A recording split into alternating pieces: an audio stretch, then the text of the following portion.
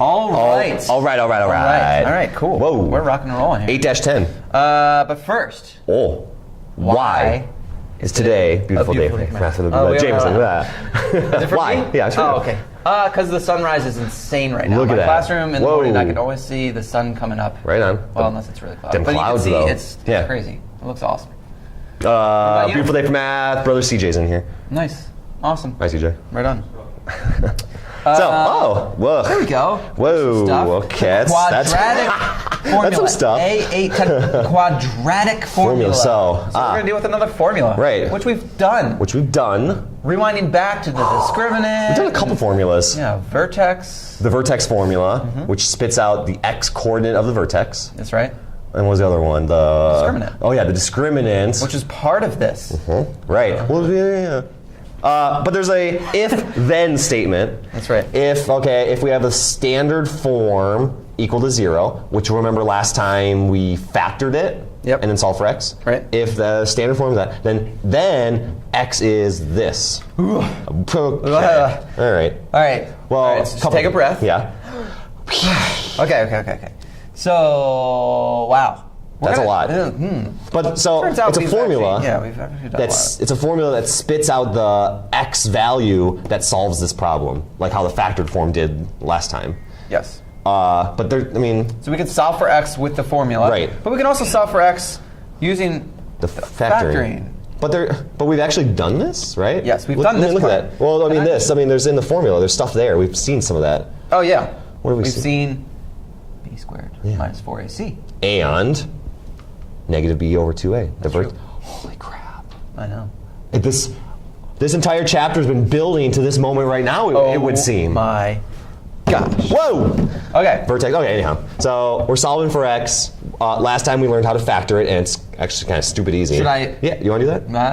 I got a good vantage point. You got a good vantage point. Well, I guess you actually probably have the better vantage. So, diamond. Uh-huh. And I'm drawing it to the left, even though, whatever. So we're factoring. So, okay, box and diamond. So let's see. Oh, this is going to be an easy one. I'm looking at it and I see it. 24 x squared multiplies by 24. 11x. What times what is 24 and adds to 11? 8 and 3. My second favorite combination of numbers that multiply to make 24. Oh, really? 6 and 4 is the other one. Oh, okay. Number 1. And then I can write it in factored form. I'm going to write x plus 3 times x plus 8. We're almost done. And look at that. Equals 0. We can use the zero product property, and this will be x equals negative 3. Done. Halfway. And almost this there. one will be x equals negative opposite, 8. as we learned last time. Aha. That's where that came from. Boom, boom, boom. Cool. Finish. Right on. Awesome. So we solve for x. We use factoring. So we get x is 3 and x is negative 8. Yeah. Okay. But now we're going to use the quadratic formula. X equals... Which is going to give us the same answer. Let's say it one time. Okay. Go ahead. Negative b. Yep. Plus or minus. The square root of... b squared. Minus... 4ac. All over... 2a. Nice. That's it. I meant individually, but that was cool. If anyone has some talent out there, making that into a techno music song. Yes. Seriously. Technic music video. Okay. So we have a formula. We need the ingredients, just like the discriminant and the vertex formula. We need our ingredients. So the A is how many x squared there are. 1. The B is how many x's, so 11 and 24. Yes, sir. That's correct. just like the other ones. That's okay. That's not so bad. Nothing new there. 24. Nothing new there. First term, first coefficient, second, last. So now we're gonna solve it. So we're gonna use our ingredients and start building our recipe. Yep. So x is negative, and then whatever b is. Yep. It's a positive 11. 11. Okay. And then plus or minus. Ooh, I got a question on that. I'll come back to that. Oh, okay. Which means there's going to be 2 answers. We're going to have 2 math problems we solve after we simplify this. 2 calculations. So then the square root. Okay, so then b to the second power. B is 11. So 11. I like how you're putting it in parentheses. To the second power. Stop me at any time. So then minus that 4, just like how the discriminant is. That 4 is there. It's part of the recipe. 4 times 1 times 24. The other thing that I like that you did is that you drew the square root symbol over all of this stuff. Yeah, and here's the thing. This is where a lot of kids stop. Yeah. You know what they forget? What's they forget that? It's divided by. Aha! So I see that too. Again, the division goes all the way across. That's why we said all over 2a. Yeah, but not to the x. Not to the x. Right. Yeah, it's on one side of the equals. All over 2 times a. Yep. Yep. Okay. There we go. So, x equals then negative 11 Yep. plus or minus then the square root of. So here's my question. What'd you do here? I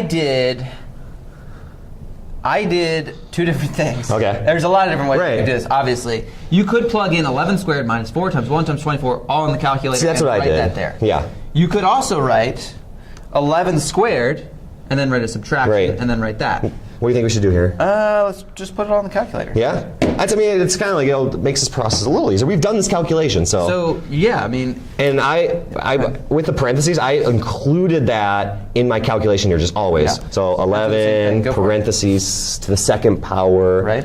minus 4 times 1 times 24. Sometimes you feel like a ninja when you hit all the buttons, right? Oh, 25.